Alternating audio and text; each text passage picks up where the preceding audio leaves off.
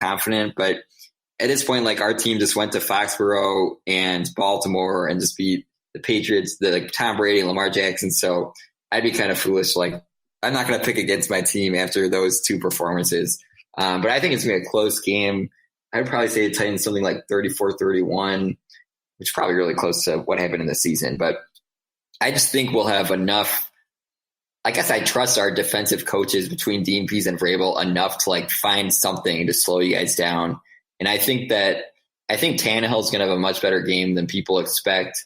And I think Henry's going to do what Henry does. So I think we're going to be able to outscore you just enough. But I think it's going to be like a back and forth shootout type of game, which might be what the Chiefs want. But I don't know. It's going to be a good one. It's going to be exciting. I think it definitely will be. And yeah, I mean, I think each side has a myriad ways of hurting the other. And like, I mean, I also think there's kind of a weird swagger that each one has. I mean, I definitely, as you mentioned, I think the Titans have really been living it up with, these big teams they brought down, being the 6th seed. It's like, who cares? We can beat anybody right now. And for the Chiefs, I think weirdly that game last week was kind of, I mean, it was just like another entry into, Mahomes' full hero status. And this notion of like, this team is never dead. Like there is literally nothing that could totally kill this team. And he's never lost by more than a touchdown as a Chief. And even when they're down 24-0, they can be right back in it, in literally minutes time. And so I don't think either of these teams, it's weird. Like I think they're not that either side is bad. I also just think like they're both just so full of swagger right now. Like neither team is afraid of the other. And it's just going to make it so much more fun. Yeah, it almost feels like both teams are destined to win, but obviously only one team can win. But I truly believe that whoever wins this game is going to win the Super Bowl because I just don't have this feeling about the Packers or the 49ers. I would wish you luck, but I wouldn't mean it. So, but it should be, I hope it's a good one. I hope there's no injuries or no like crazy controversial calls or anything. I hope the better team wins just because they outplay the other team. Likewise. I want a good, clean fight. Yeah, that's right. All right. Well, this was fun. We'll see what happens on Sunday. Yeah, great times as always. See you on the social, and hopefully right after, one of us will be happier than the other. But I have a feeling we're both going to be in for a good game. All right, just to pull back the curtain here a little bit, they went way longer than what you just heard. I edited that down, but hey. There are only 2 games, so why not give them a little leeway, right, James? Just a little bit. I mentioned at the beginning of the show there were 3 teams that we did not think were going to be in the playoffs at this particular point when we started the season. There was only one team, and that is the Kansas City Chiefs, that we had ranked at number 2. At the beginning of the season, we had the Titans at 19, the Packers at 10, and the 49ers at 25. That was their power rankings at the beginning of the season. So we really only thought the Kansas City Chiefs were going to be here, and lo and behold, here they are. Yeah, hosting the championship. Yeah. The ladder matchup wasn't too hard to see coming probably halfway through the season. Probably at the beginning of the year, not so much. You knew one of them was going to bounce back. But as far as this game, yeah, I mean, we make the joke about your squad, pencil them in into the AFC Championship, who's going to play them. Right. And Kansas City struggled out the gate. Mahomes had the knee injury, missed a couple of games, came back. And, they played great down the stretch. But most concerning in this game going into Sunday is a guy who didn't play in their first playoff game against Houston. That's Chris Jones, defensive tackle. Still hasn't practiced this week, nursing that calf injury. Jason Kelce shows up on the injury report, limited with his knee. LaShawn McCoy did not practice. He has the illness. Ooh, the silent killer. Oh, yeah. The dreaded illness. Now, on the Tennessee side, we've got Jayon Brown, cornerback Logan Ryan, linebacker Rashawn Evans, shoulder, illness, and foot respectively. We got silent killer on the Titans, too. This is unbelievable. The linebackers, Brown and Evans, were limited. Of course, Logan Ryan didn't play.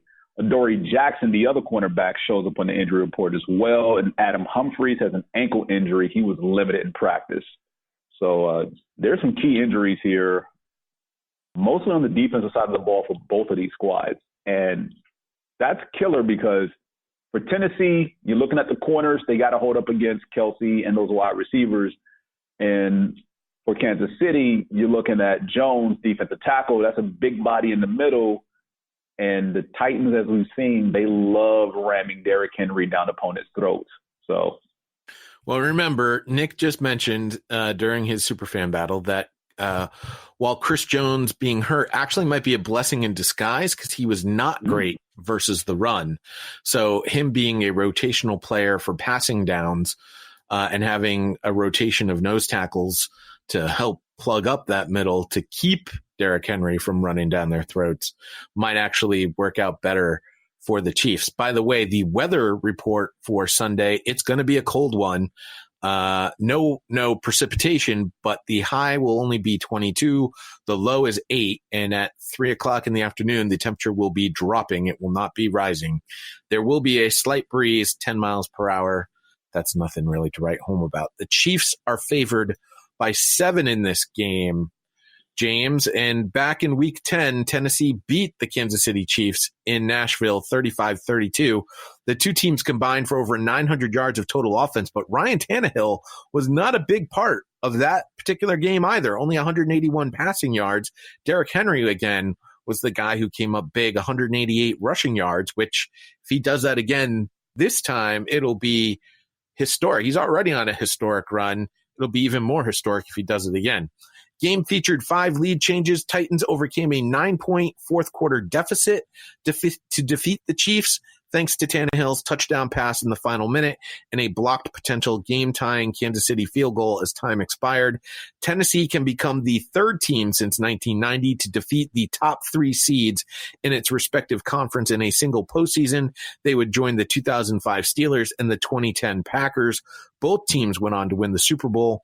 In 3 career games against Kansas City, including the playoffs, Henry has 402 rushing yards. That's 134 per game and 5 rushing touchdowns. Derrick Henry likes to beat up on the Kansas City Chiefs, but it's more than just Derrick Henry. The Titans have won the past 3 matchups versus the Chiefs, all in the Mahomes era. Andy Reid is 1-8 versus the Titans.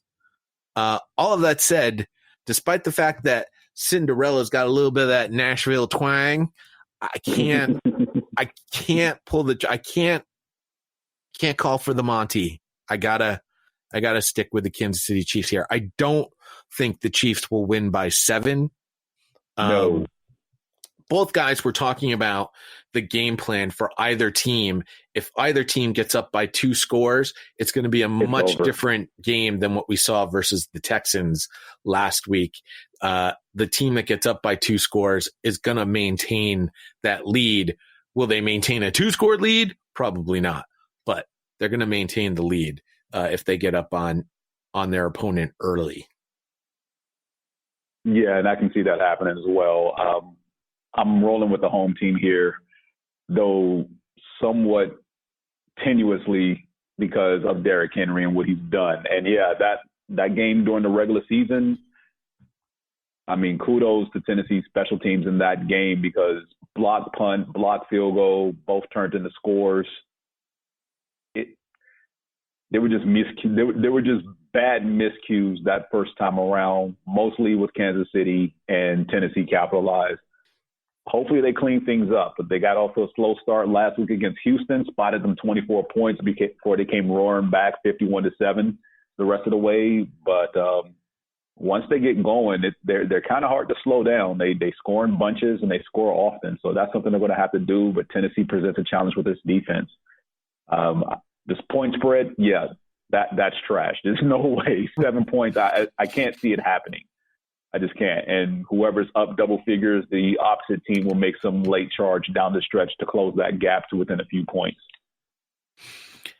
It's interesting because a lot has been made, and you heard it in the Superfan battle about Tannehill not throwing for 100 yards in either of the 2 games that the Titans have won so far in the playoffs.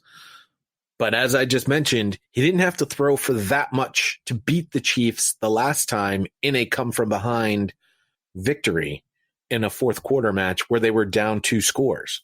So I don't think you don't need to rely on Tannehill. He finished the season as the highest ranked passer. He was the hottest quarterback going into the playoffs. I think Patrick Mahomes has probably maybe regained his title as the quote unquote hottest quarterback in the NFL. But if they need to rely on Tannehill, they can. But I do think Derrick Henry is the key. He is the key to this game. If he's running great, the Chiefs are in trouble. If the Chiefs have slowed him down, the Chiefs are probably in control of the game. Yeah, absolutely. Again, this is a situation where I like to say about quarterbacks like Tannehill, he can't win the game, but he can definitely lose it. And that's what the Chiefs are pretty much going in trying to do. So not like you can put the game plan on Tannehill's shoulders. Yeah, he's played well down the stretch. He 7-3 regular season record since he was the starter. But again, most of that was on Henry, and he was the complementary piece they needed in that offense. Listen, as a fan of a team that's no longer in the playoffs and hasn't known what to do with himself over the last few weeks, I would like nothing better than to see a former Patriot who is leading the Titans end up in the Super Bowl to give me a little bit more of a rooting interest. I'm sure I don't need to remind you, James, that your former coach's record in conference championship games is I'm aware. Not very good. Nope, it's not. It's really not. So there's a lot of things that the Chiefs have to overcome in this game historically. It'll be their first trip to the big dance in Super Bowl IV. All right, there goes the Tennessee Titans and the Kansas City Chiefs for now. And the 6:40 game kicks off with the Green Bay Packers visiting the San Francisco 49ers. And let's toss it now to Green Bay Brian and Charlie to battle it out.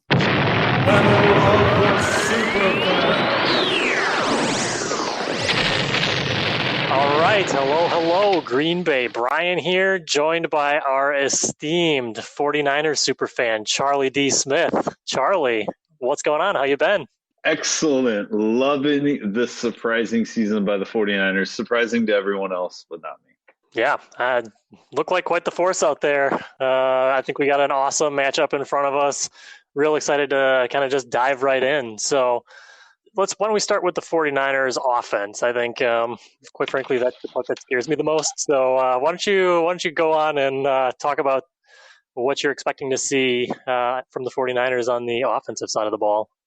Man, that's some coach speak to hear that you're scared of the 49ers offense more than an offense that consists of a Hall of Fame quarterback and Aaron Rodgers. That, man, I mean, I appreciate those props. Kyle Shanahan, being able to steer that offense there. The biggest thing I'm worried about when it comes to a matchup, it's the Step Bros versus the Smith Bros. Step Bros being, of course, Joe Staley and Mike McGlinchey. They've been, there's been countless memes on Niners Twitter where it shows their faces superimposed into the movie poster of Step Brothers with Will Ferrell. I'm familiar. Yeah, it's hilarious. So, of course, the Smith brothers, Preston Smith, Zadarius Smith, that will decide this matchup when it comes to the Niners offense. If they aren't able to run, which hopefully the second half against Minnesota is the way they do it, including 12 run plays in a row to step on the Vikings' throat. If they can do that versus the Packers, they will. But they're probably going to have to pass at some point, and that matchup of being able to block up those two just dominant edge rushers for Green Bay, that's going to be huge. Joe Staley wasn't there in Week 10, so that addition back into the Niners lineup, on top of the fact that he's been playing absolutely amazing, has only given up one pressure in the last 3 games. So Joe Staley's back on his game. As long as he doesn't have a reenactment of that Jadeveon Clowney massacre I think the Niners are going to win that matchup. Going into the next part of the matchup, it's Big Kenny versus the Niners interior three.